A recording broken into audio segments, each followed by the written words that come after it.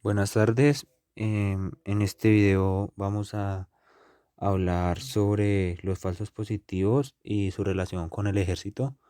Esta que fue promovida durante el gobierno del expresidente Álvaro Uribe. Y también vamos a hablar sobre el decreto 1174, que consiste en una reforma laboral que acaba el salario mínimo. En Colombia, la historia de las ejecuciones extrajudiciales es larga. Se cree que pueden ser más de 8.000 colombianos, aunque el periodo violento se dio en las dos administraciones de Álvaro Uribe. La comparación es más que increíble. Durante la dictadura de Pinochet se asesinaron y desaparecieron forzadamente a cerca de 3.200 personas, eso en un periodo de 17 años. En cambio, en Colombia, en 8 años, bajo una supuesta democracia, se asesinaron alrededor de 4.000 civiles. Las órdenes de cómo, cuándo y dónde se iban a asesinar las víctimas eran dadas directamente por el presidente en esa época, Álvaro Uribe Vélez. Los falsos positivos nacen cuando en el ejército colombiano, para ser más precisos, los comandantes de brigadas y regiones se les ordenó aumentar los resultados en capturas y bajas de miembros de grupos armados organizados. A cambio, se daban una serie de gratificaciones. Como se sabe, una orden similar en el gobierno de Álvaro Uribe Vélez 2002-2006 y 2006-2010 llevó a que poco más de 4.000 colombianos civiles fueran asesinados por agentes de las fuerzas de seguridad del Estado y los presentaron como miembros, en su mayoría, de grupos guerrilleros. En los falsos positivos podemos ver cómo miembros del gobierno del expresidente Álvaro Uribe se acercaban a las zonas más vulnerables, en las zonas donde había más pobreza, a ofrecer supuestos trabajos en cultivos de café. Muchos jóvenes necesitados, jóvenes que vivían en la pobreza, aceptaban dichos trabajos, y los cuales eran reclutados y subidos a camiones para ser transportados a las supuestas zonas de trabajo. Cuando eran llevados allí, eran asesinados y vestidos como guerrilleros. Les ponían los uniformes, las botas, fusiles, radios. Igualmente pasaba con muchos campesinos, los cuales eran asesinados. Eran campesinos inocentes, los cuales eran asesinados y también los hacían pasar por guerrilleros. Esto para demostrar que el paramilitarismo era efectivo cuando se trataba de eliminar a la guerrilla, por así decirlo, pero lo único que hacían era desaparecer y asesinar gente inocente. Muchas veces eran muy, muy crueles con los asesinatos, los torturaban de una manera muy violenta, de una manera muy macabra, en la cual las víctimas sufrían demasiado. En un momento fueron tantos los muertos, eran tirados al río, y gobiernos de otros países empezaron a quejarse por el número, por la cantidad de muertos que llegaban a sus territorios. Y estos muertos eran falsos positivos, eran personas que se hacían pasar, que habían hecho pasar por guerrilleras envueltas en bolsas de plástico, y de las cuales nunca se pudo, muchas de ellas nunca pudieron ser reconocidas, y familiares de ellas, de estas personas, nunca supieron qué pasó con ellas. Entonces el paramilitarismo hizo mucho daño. Cuando empezó a salir a la luz este tipo de noticias, este tipo de verdades sobre los falsos positivos, muchas personas que acusaban al presidente Álvaro Uribe fueron asesinadas y desaparecidas. Esto con el fin de callarlas y sembrar miedo en las personas para que no se hablara del tema. Y es algo que hasta el día de hoy sigue impune. prácticamente ha sido muy poco lo que se ha hecho en contra de las personas que asesinaron a miles de jóvenes, a miles de campesinos.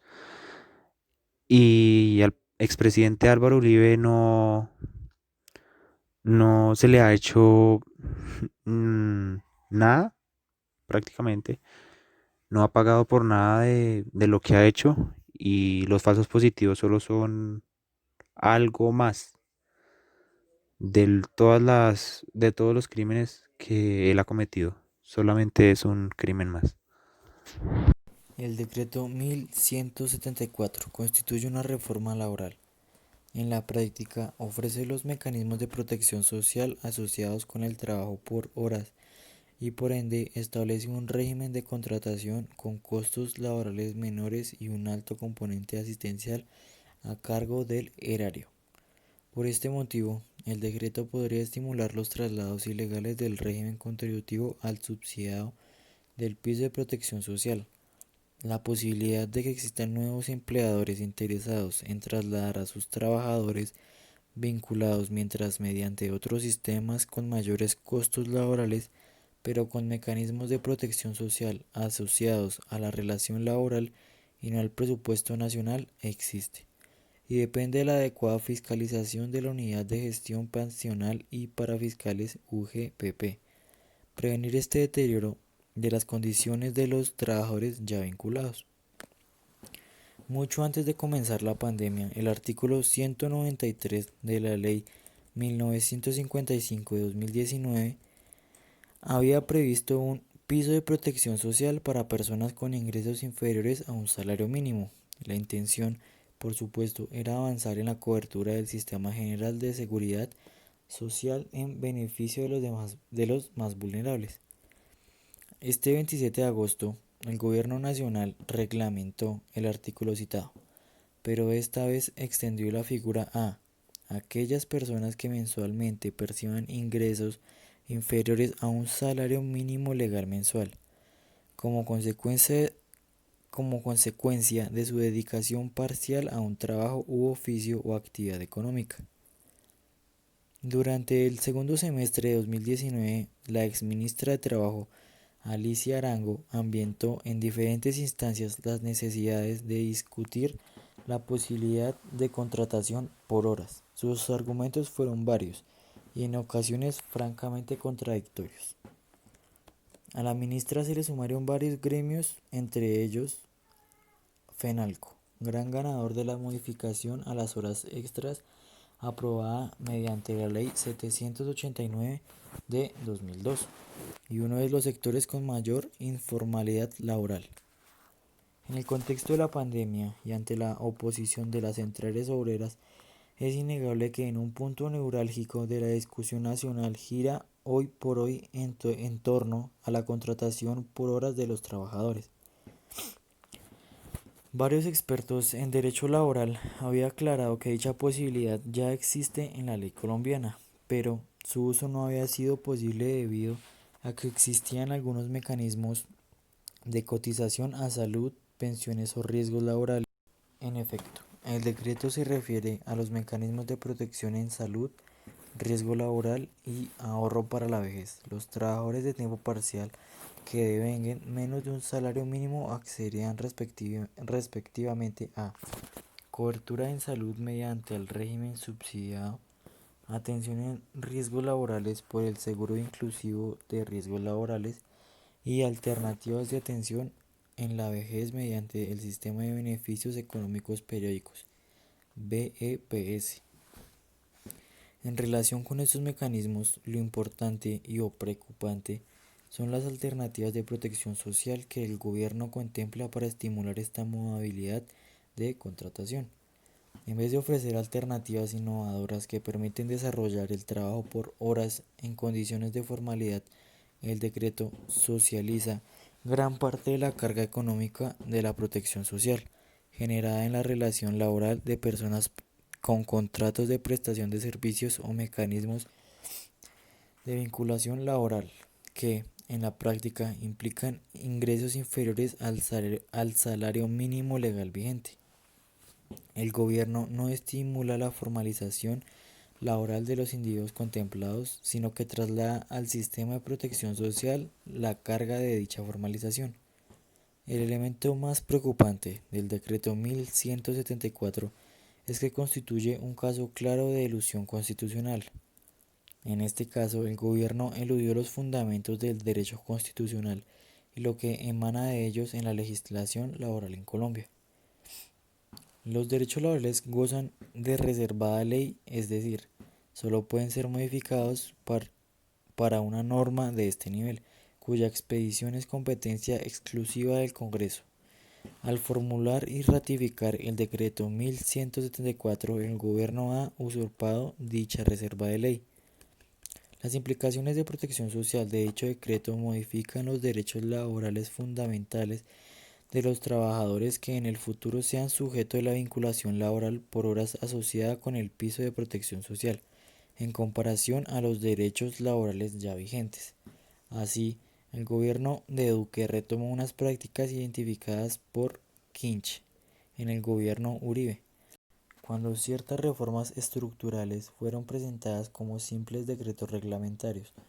De esta manera se evita el control de constitucionalidad que compete a la Corte para pasarlo al control administrativo que ejercita al Consejo de Estado. La situación laboral del país venía deteriorándose antes de la pandemia y en medio de la crisis actual no podemos enfrascarnos en una discusión bizantina sobre las especificidades de protección social y funcionamiento que implica el decreto 1174. Es necesario ampliar el panorama y ver el estadio del mercado y de la política laboral en Colombia. A través de la historia no hemos logrado reducir el desempleo por debajo del 8%. Adicionalmente, en el contexto cronológico de la pandemia, Colombia es el país con la tasa más alta de desempleo entre los países de la OCDE. Históricamente nunca hemos podido reducir la informalidad laboral del 45%. Contamos con un seguro de desempleo de cobertura mínima y excesivamente asociado al carácter formal que haya tenido el último empleo que tuvo el desempleado.